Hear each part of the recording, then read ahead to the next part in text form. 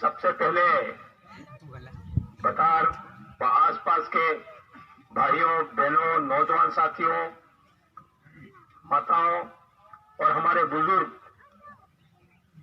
आप सबका हार्दिक जोहार अभिनंदन करता हूं और हमारे बीच में मौजूद प्रमिला बहन खराड़ी हमारे वार्ड नंबर 10 के जिला परिषद उम्मीदवार हैं और राजू भाई मीरा जो ऐसे पंचायत समिति सदस्य जिनका अलमारी का निशान है वो हमारे बीच में मौजूद है। मैं बहुत खुश हुआ आपको देख के कि हमारे दादा ने जो बोला कि वास्तव में हमारी जो मांग है वो जब धरातल पे यहां से उठना शुरू हो जाएगी तो निश्चित रूप से अशोक गहलोत और नरेंद्र मोदी की आंखें खुल जाएंगी, ये बात पक्की है। इसलिए मैं आपके बीच में यहाँ केवल आपके साथ में अभी के जो जिला परिषद और पंचायत समिति राज जो चुनाव है जो नजदीक की सरकारें बनने जा रही है। 2 सरकारें हमने पहले बना दी, एक छोटी सरकार उसका भी गठन हो गया, लेकिन बीच की कड़ी पंचायत समिति में और जिला प्रमुख में वो 2 सरकारें अभी बनना बाकी है। तो ये जो 2 सरकारें हैं वो 2 बनाने के से पहले हम लोगों को साथ साथ ये स्पष्ट समझ लेना चाहिए कि हमको क्या करना है। हमको करना क्या है? आज 70-72 साल से एक तरफ कांग्रेस है, एक तरफ बीजेपी है, दोनों पार्टियां हैं, लेकिन 70 साल तक हमने कोई विकल्प नहीं होने की वजह से आप जैसे कह रहे थे कभी कांग्रेस के साथ कभी बीजेपी के साथ, ऐसे हम जा रहे थे। दूसरा कोई विकल्प नहीं था और हमने तलाशने की कोशिश नहीं की। आदिवासी एक मंच पे नहीं आया, लेकिन हमको मालूम है जब गुरु गोविंद ने मानगढ़ कांड हुआ उस वक्त उनकी आवाज थी भील राज बनाने की, भील को राजा बनाने की। ये जो भील प्रदेश की मांग अब जो खड़ी हुई है वहां से हमारा रुक गया था कारवां, क्योंकि हमारे लोगों को 1,500 लोगों को गोली से उड़ा दिया उन्होंने। ये बदला हमको लेना था, लेकिन हमारे भक्त उसको दूसरे रूप में कर दिया और हम दोबारा बीच पे नहीं उठ पाए। सही बात है ना? इसलिए मेरा भक्तों से जो गुरु गोविंद के अनुयायी है उनसे भी और नहीं है तो भी, लेकिन अब ये वापस उठा है। क्या उठा है कि ये हमारे भील प्रदेश यहाँ पे दक्षिण राजस्थान, मध्य प्रदेश, गुजरात मिला के भील प्रदेश बनना चाहिए। जब बनेगा तो भी हमारा भला होने वाला है। क्यों? क्योंकि आप देख रहे हो कांग्रेस और बीजेपी के लोग हम पहले से इतना उनके अंदर थे, ये नहीं कर पाए थे, पहचान नहीं पाए थे ठीक से कैसे। लेकिन ये काकरी डोंगरी वाला कांड हुआ, ये काकरी डोंगरी का जो कांड हुआ उसमें आपने देखा होगा वो चराने वाले लोग भी वही थे। काकरी डोंगरी पे चराने वाले लोग वही थे और चरा करके वहां पे क्या क्या शुरू कर दिया उन्होंने खेल तमाशा। ये भारतीय जनता पार्टी और आरएसएस के लोगों ने वहां पे सलम्बर में शुरू किया, एक मंदिर के ऊपर झंडा चढ़ाया था अपने माता जी का, तो बीटीपी का झंडा है, यूं करके विरोध शुरू किया और फिर जोहार नहीं चलेगा नहीं चलेगा, कहां से ले आए थे उठा के बाबे पता ही नहीं और शुरू कर दिया था। ये मैं पूछना चाहता हूं कि भारतीय जनता पार्टी जो कर रही थी, क्या कर रही थी? जोहार नहीं चलेगा चलेगा, ये बोलने वाले पे फर्क पड़ता है, बोलेगा क्यों बोलेगा, क्यों बोलता है। लेकिन हम लोग बात कहना चाहते हैं कि भारतीय जनता पार्टी लोग, चाहे वो जैन हो, वो जय जिनेन्द्र बोलते हैं, तुम क्या बोलते हो? तुम संगठित होते हो, तुम्हारा सम्मेलन करते हो, हमको कोई एतराज नहीं होता है। राजपूत समाज करते हैं, हमको कोई एतराज नहीं होता है। और समाज, ब्राह्मण समाज करता है, हमको कोई एतराज नहीं है। तुम कोई भी बोलते हो, हमको कोई एतराज नहीं है। तो अब आदिवासी एक हो रहा है, तो तुमको क्या एतराज है? आदिवासी जय जोहर बोलता है, तुमको क्या एतराज है? एतराज तो इसलिए है कि ये जय जोहर है, वो पूरे देश पे आदिवासी बोल रहा है। जब पूरे देश में आदिवासी बोल रहा है तो एक होने का संदेश है। जब जय जोहर बोलते हैं तो मुझे ये हो जाता है कि मेरा भाई है, ये आदिवासी है, कोई दूसरा नहीं बोलने वाला है। लेकिन ऐसे भी हो गया शुरुआत, कुछ ऐसे लोग, हो सकता है हमदर्दी हो, आदिवासी एक हो रहा बढ़िया समझता हो और आदिवासी के साथ जुड़ना चाहता हो, तो वो बोलेगा जो हमारा दबा हुआ समाज है, पिछड़ा समाज है, ऐसे समाज है, वो हमारे साथ जुड़ेंगे, निश्चित रूप से हमारे साथ जुड़ने से उनका बड़ा होगा। लेकिन ये जो कांग्रेस के लोग हैं, वो 70 साल से लगातार करते करते आए, और वो काकरी डोंगरी वाला मैटर था, उसमें क्या किया उन्होंने आपको मालूम है? अशोक गहलोत ने कहा कि सारे एमएलए मिलके आ जाओ, मैं 1100 संसद दे देता हूं, मुझे कोई फर्क नहीं पड़ता। और क्योंकि हमारा हक था, हमारा अधिकार था, 1100 संसद बच्चे हमारे लगते, क्योंकि उसमें था 36% आदिवासी, बस आदिवासी ही पात्र था उसमें, दूसरा कोई पात्र नहीं था। तो इनको ये हो गया कि ये 1100 संसद मिल जाने वाली है। भाई हमने आदिवासी समाज की मांग थी और हमने सरकार को समर्थन दिया।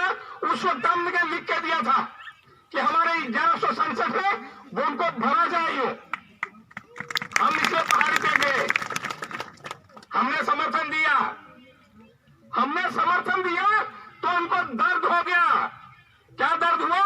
1100 संसद मिलने वाली है सीटें उनको, इसलिए उनको कैसे फेल किया जाए, कैसे उनको फेल किया जाए, यूं करके जो कांग्रेस के लोग थे, सारे एमएलए बांसवाड़ा के, डूंगरपुर के, उदयपुर के सारे एमएलए ने तय किया, क्या तय किया? यारे यहां तक बोल रहे थे इनको गोलियां चला दो, कोई फर्क नहीं पड़ता, एक दो मर जाएंगे और चले जाएंगे, भाग जाएंगे। ऐसे गद्दार लोग, समाज के साथ में गद्दारी करने वाले, समाज के लोगों को मरवाने वाले लोग, ये कोई और नहीं है, ये भारतीय जनता पार्टी और कांग्रेस के लोग हैं। उनकी वजह से गोलियां चली, उनकी वजह से मारा गया। और आज भी इस बात को मान नहीं रहे कि ये जो हुआ वो गलत हुआ। फिर आप एक और बात देख लीजिए, हम जिस दिन से पहाड़ी पे चढ़े उस दिन से क्या बोल रहे थे? उपद्रवी है। क्या बोला? उपद्रवी। हमारे समझदार लोग, पढ़े लिखे लोग, बेरोजगार साथी, हमारे जो रिटायर्ड पर्सन है, हमारे सारे लोगों में अब थोड़ा समझना शुरू हुआ कि आदिवासियों ने 18 दिन तक पहाड़ी पर बैठे, तो क्या बोला? उपद्रवी। क्या बोला? नक्सलवादी है। यूं क्या बोला? सामाजिक समरसता बिगाड़ते हैं, आतंकवादी है। यूं ठीक है, तो हमने 70 साल तक जिनको वोट दिया, कांग्रेस भी जिनको को वोट दिया, वो क्यों नहीं बोले कि उपद्रवी नहीं है ये तो आदिवासी है? क्यों नहीं बोला? कांग्रेस ने क्यों नहीं बोला? बीजेपी ने क्यों नहीं बोला? क्यों नक्सलवाद? कौन से बोलने वाले फिर? ये नक्सलवादी है, उपद्रवी से बोलने वाले कौन लोग थे?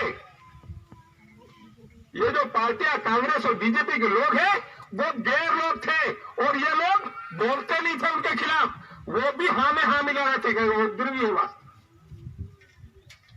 गुज्जर आंदोलन हुआ,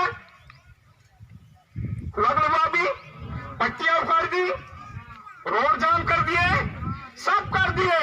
मीडिया वाला क्या कहता था? आंदोलनकारी है। क्या बोला? आंदोलनकारी। गुज्जर करते हैं तो आंदोलनकारी, आदिवासी करते हैं तो उपद्रवी, नक्सलवादी। ये क्या फर्क हो गया दोनों में? फर्क ये हो गया कि गुज्जरों के साथ उनके एमएलए और एमपी साथ थे, इसलिए उनको आंदोलनकारी बोला। और ये आदिवासी जो हमारे काकरी डुंगरी पे हमारे बेरोजगार ऊपर चढ़े थे, हमारे हक की मांग, अधिकार की मांग करने चढ़े थे, उनके साथ में यहाँ के एमएलए 2 ही थे।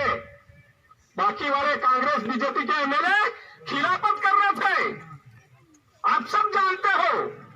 इसलिए यहाँ के एमएलए एमपी खिलाफ थे, उस वजह से आदिवासियों को उपद्रवी कहा, नक्सलवादी कहा।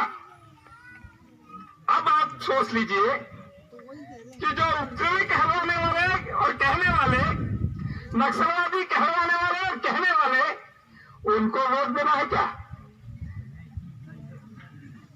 नक्सलवादी करके, नक्सलवादी क्या है? नक्सलवादी का मतलब सरकार को सीधी गोली मारने का अधिकार मिलना।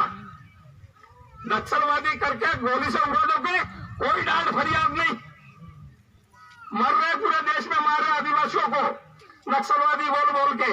तो आदिवासियों की खत्म करने की एक साजिश है, ये षड्यंत्र है आदिवासियों को खत्म करने का। क्यों खत्म करने का षड्यंत्र है ये भी बताता हूं। खत्म करने का षड्यंत्र इसलिए है कि अभी हमारे बेरोजगार साथी पढ़े लिखे जानकार लोग बहुत हो गए, जानकार लोग बहुत हो गए, आवाज उठाना शुरू कर दिया है। हमारे हक अधिकार जो संविधान में 5वीं अनुसूची और 6ठी अनुसूची, मैं भी देख रहा था हमारे बुजुर्ग जब बोल रहे थे 5वीं 6ठी अनुसूची, तो मुझे खुश हो रहा था कि यहां से दरअसल से ये बात उतरी है।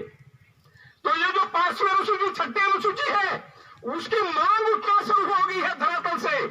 हमारा बेरोजगार बोलने लग गया है, जब बोलना शुरू कर दिया है, अब क्या किया जाए, कैसे रोकें?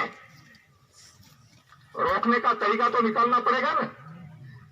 ये आदिवासी को रोकना नहीं है, रोकने के साथ में उनको खत्म करने का षड्यंत्र है ये। क्यों? कि ये पढ़ लिख के बहुत ज्यादा हो गए हैं, पढ़ लिख के बेरोजगार हो गए हैं, मांगने लग गए हैं, तो इनको सब बता दो। ये जो काकरी डुंगरी वाला कांड हुआ के चलाने वाले कौन थे? कांग्रेस बीजेपी और उनके जो गुंडे प्रशिक्षित थे, वो हमारे बच्चों को नौकरी मांगने चले थे ऊपर, तो जलाएंगे, वो लूटपाट करेंगे।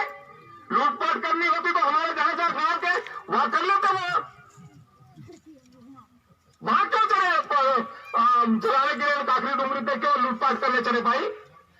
ये उनकी साजिश था, पूरा षड्यंत्र। इसको समझने की जरूरत है।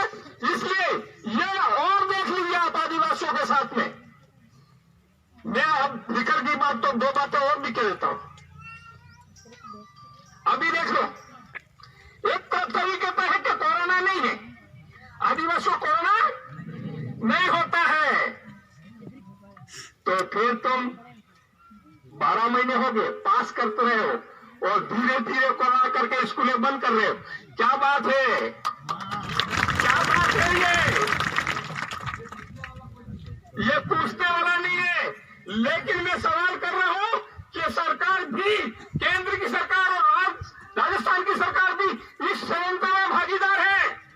वो चाहते हैं कि आदिवासी के बच्चे नहीं पढ़े, क्योंकि शहर में तो ऑनलाइन मोबाइल से पढ़ते हैं और हमारे बच्चे के पास कोई मोबाइल नहीं है, कोई पढ़ाई नहीं है। जब से बंद है, या तो क्या कर रहे हैं, पशु चरा रहे हैं या मजदूरी पे जा रहे हैं, कहीं न कहीं भटक गए, नहीं भटके, कभी किताब उठा के नहीं देख रहे हैं और उनको पास कर रहे हैं।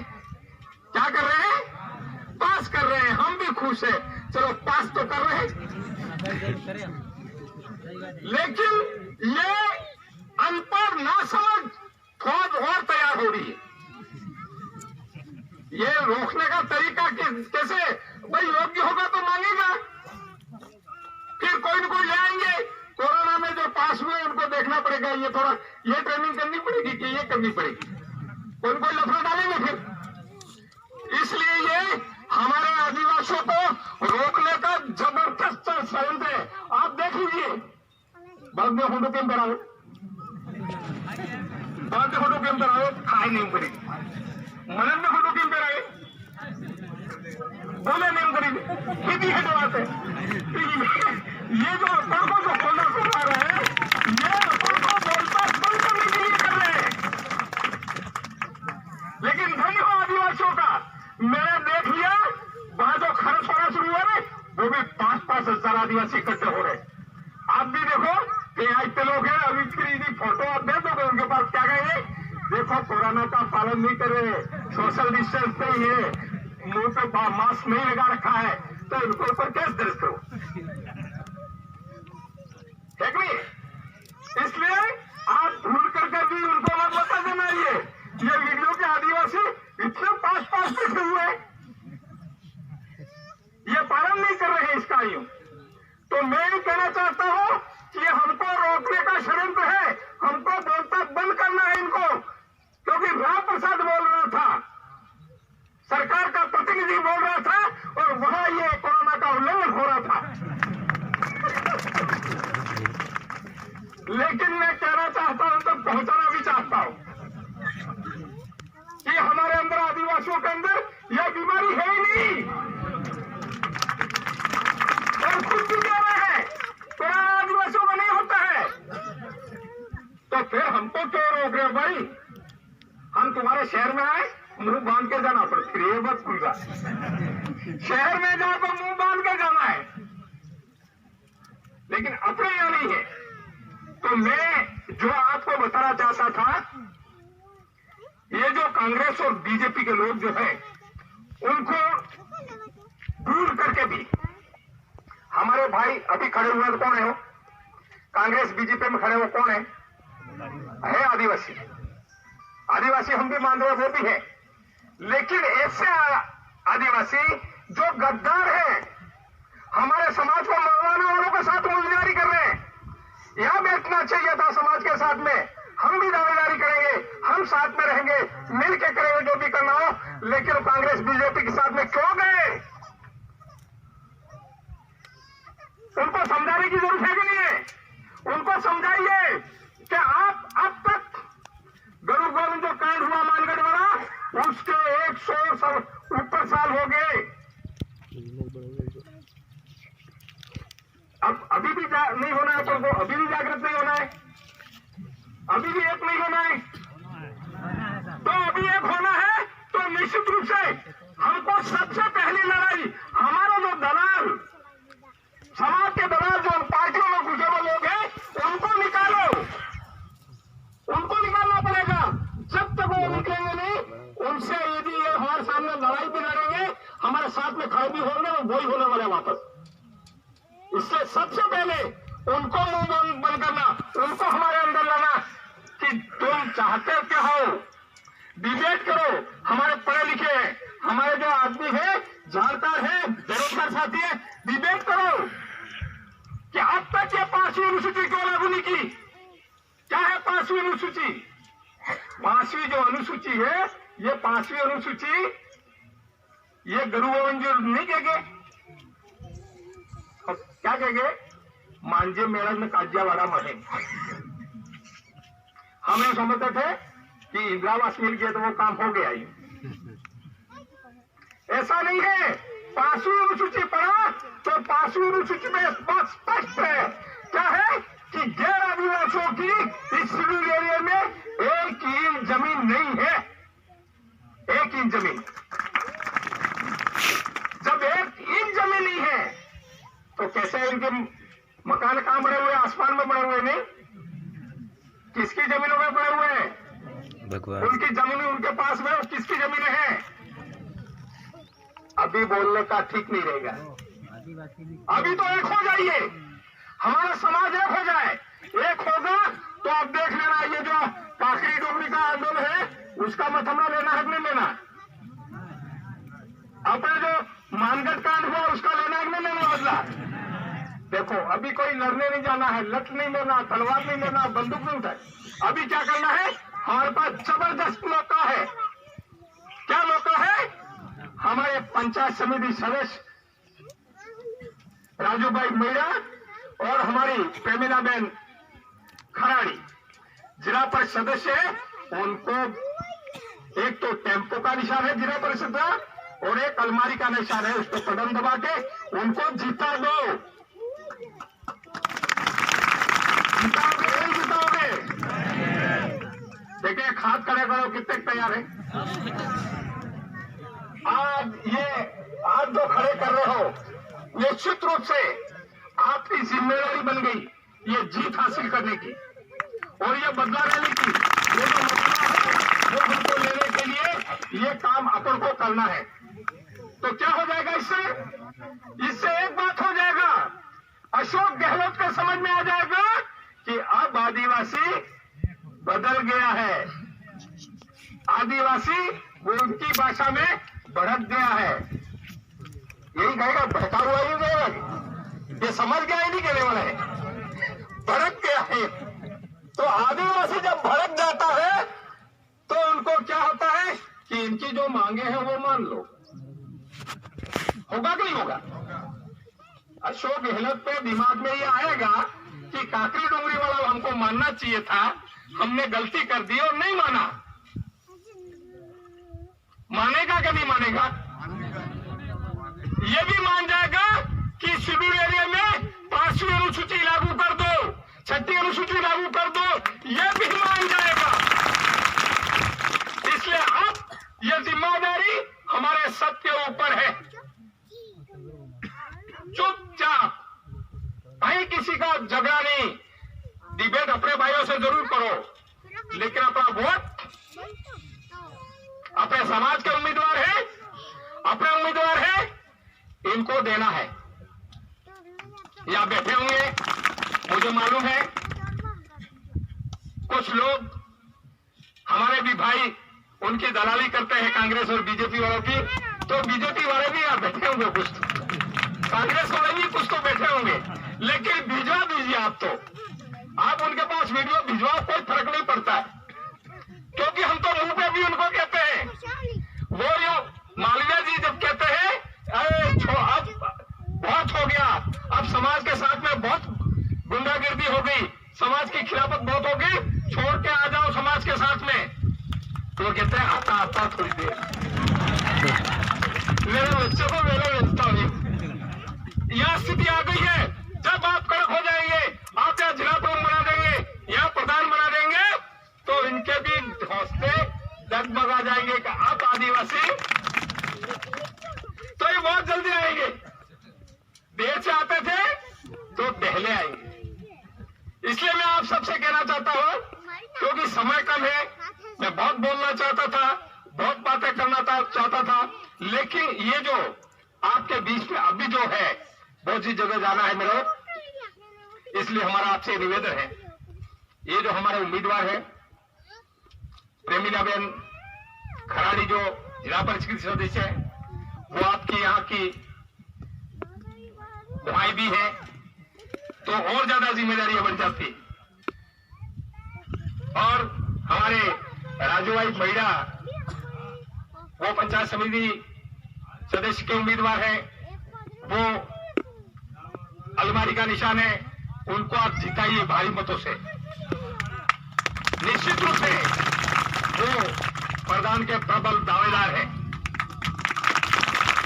तो आप और हम और योग्य भी है, इसलिए हम आप यदि आपका हमको पूरा समर्थन और सपोर्ट मिला, निश्चित रूप से हम उनको सहयोग करेंगे और हम चाहेंगे कि ऐसा ईमानदार आदमी, सही आदमी हमारा बैठेगा तो काम करेगा सही। तो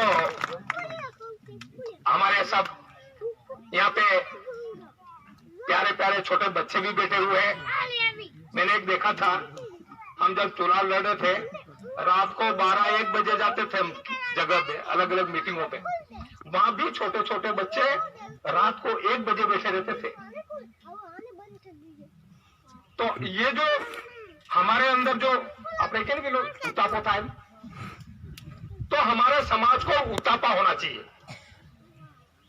कि नहीं होना चाहिए उतापा?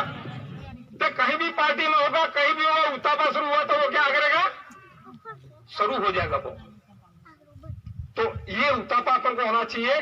और आप जो बैठे हुए हैं वो पूरे बांसवाड़ा को बदल सकते हैं। एक वातावरण जाना चाहिए, एक लहर जानी चाहिए, पूरे एक तरफा अपने बदल जाएंगे तो निश्चित रूप से एक जबरदस्त परिवर्तन आएगा और बहुत जल्दी यहाँ पे हमारा भील प्रदेश भी बन जाएगा। ये समय हम निश्चित रूप से आपको कह रहे हैं। इसलिए यही बात करके मेरी बात अपनी बात खत्म करता हूँ। समय भी हो गया है, फिर मिलेंगे, फिर बात करेंगे आपसे। लेकिन हमारे जो गुरु गोविंद की जो भविष्यवाणियां है वो जो कहे गए थे, ओसा ने नेसा कर दे, नेसा ने ओसा ने ओसा ने नेसा काठो काम है कि नहीं? आपोआप थायगा, आपोआप तेम आवे तारे थाय पण आपने करवू पड़े, थोड़ा अधिकार रखो पड़े, मेहनत रखी पड़े। तो मैं आपसे सबसे बहुत बहुत आभार। मैंने कोई ऐसा बोल गया तो माफ करना, लेकिन ये जो काम करना है ये लोगों को भारी उम्र से उनको जिताना है। यही बात करके मेरी बात करूंगा। जय जवान, धन्यवाद सर। हमारा मिशन अलग अलग अलग के मतलब